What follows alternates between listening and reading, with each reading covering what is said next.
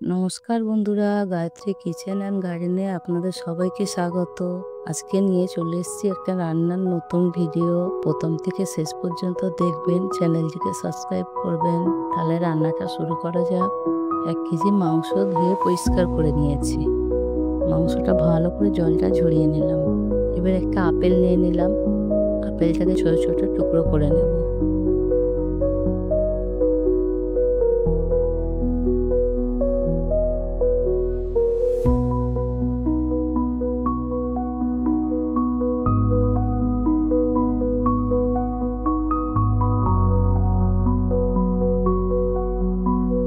আপেলটা দেখুন ছোট ছোট করে কাটা হয়ে গেছে। আমি একটা প্লেটে করে তুলে নিচ্ছি।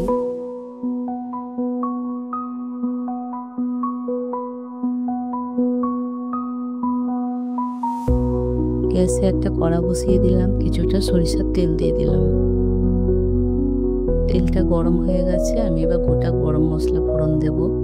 তারপর তেজপাতা, শুকনো লঙ্কা একে একে সব ফোড়ন দিয়ে দিলাম। একটু নেড়ে দিলাম, নাহলে লঙ্কাটা এক সাইডে পুড়ে যাবে। এবার তেলের মধ্যে পেঁয়াজটা দিয়ে দিলাম।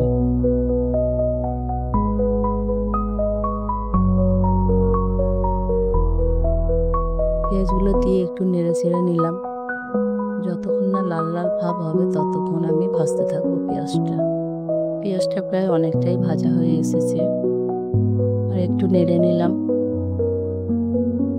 এবারে একে একে রসুন বাটা, আদা বাটা দিয়ে ভালো করে কষাতে থাকলাম। যখন পেঁয়াজ, আদা, রসুন একসঙ্গে কষানো হয়ে যাবে, মাংসগুলো দিয়ে দেব।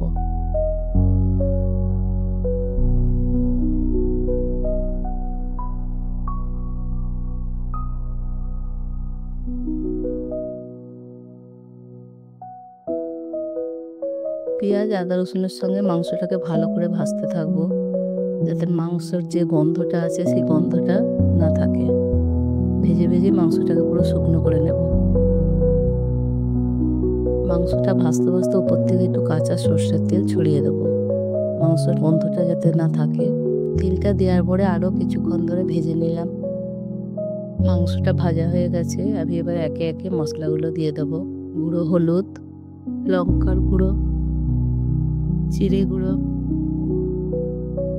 ধনে গুঁড়ো, স্বাদ মতন নুন, সব মশলা দেওয়া হয়ে গেছে। এবার আমি ভালো করে মাংসটাকে কষাতে থাকবো।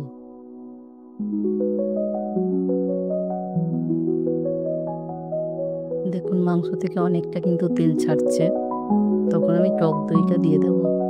প্রথমেই টক দইটা দিয়ে দিলে একটা জল ছেড়ে যায়, মাংসটা অতটা টেস্টি হবে না। টক দইটা পরে দিতে হবে। টক দইটা দিয়ে আমি মাংসটা ভালো করে আবারও কষাতে থাকলাম। যখন টক দই দিয়ে কষাতে কষাতে জল ছেড়ে যাবে, তখন আমি আপেলের টুকরোগুলো মাংসের মধ্যে দিয়ে দেব। আপেলের টুকরোগুলো সব দিয়ে ভালো করে আবারও কষাতে থাকবো। একটা থালা চাপা দিয়ে দিলাম, তাড়াতাড়ি তাহলে আপেলটা গলে যাবে। ঢাকনাটা খুলে আমি আর একটু নেড়ে দেবো। কষাতে কষাতেই প্রায় মাংসটা হয়ে আসবে, বেশি জল দিতেও লাগবে না মাংসে।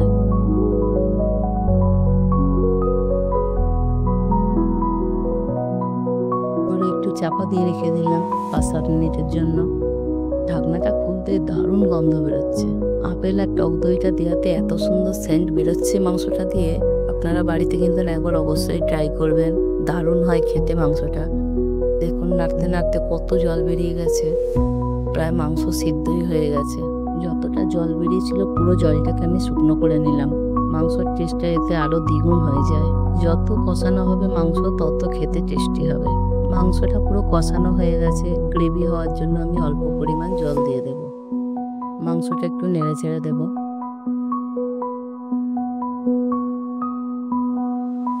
দেখুন 10 মিনিট পরে কত সুন্দরভাবে হয়ে গেছে মাংসটা।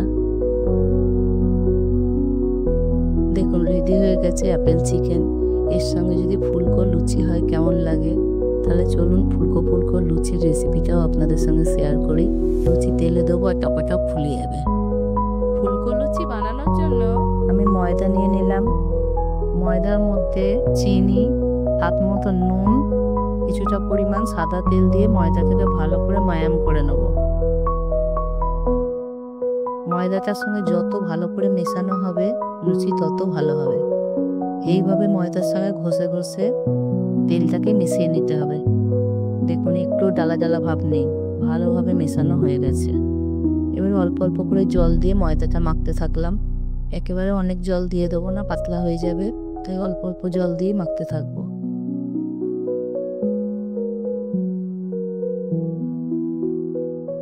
ময়দাটাকে এইভাবে থেসে থেসে মাখতে হবে। ময়দাটাকে যদি এইভাবে মাখা যায় 100% লুচি ফুলবেই, আর লুচি হবে সফট নরম তুলতুলে, গালে দিলেই গলে যাবে। ময়দাটা মাখা হয়ে গেছে, 30 মিনিট আমি ঢাকা দিয়ে রেখে দেব। 30 মিনিট পরে গ্যাসে একটা কড়া বসিয়ে দিলাম। কড়াটা দিকে গরম হোক, আমি এইদিকে ময়দাটা আরেকটু থেসে নেব। ময়দাটা কত সুন্দর নরম তুলতুলে ভাবে মাখাটা হয়েছে। এদিকে কড়াটা গরম হয়ে গেছে, তেল দিয়ে দিলাম। হাই ফ্লেমে দিয়ে তেলটা কিন্তু খুব ভালো করে গরম করতে হবে। তেল ঠান্ডা থাকলে লুচি একটাও ফুলবে না। তেল পারফেক্ট গরম হয়ে গেছে, এবার লুচিগুলো আমি ছেড়ে দেব।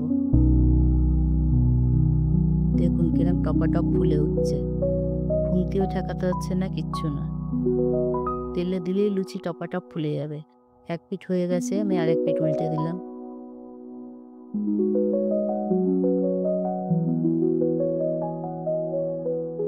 দেখুন লুচিটা কত সুন্দর হয়েছে, তুলে নিচ্ছি। আমি এইভাবে পরপর লুচিগুলো ভেজে নেব।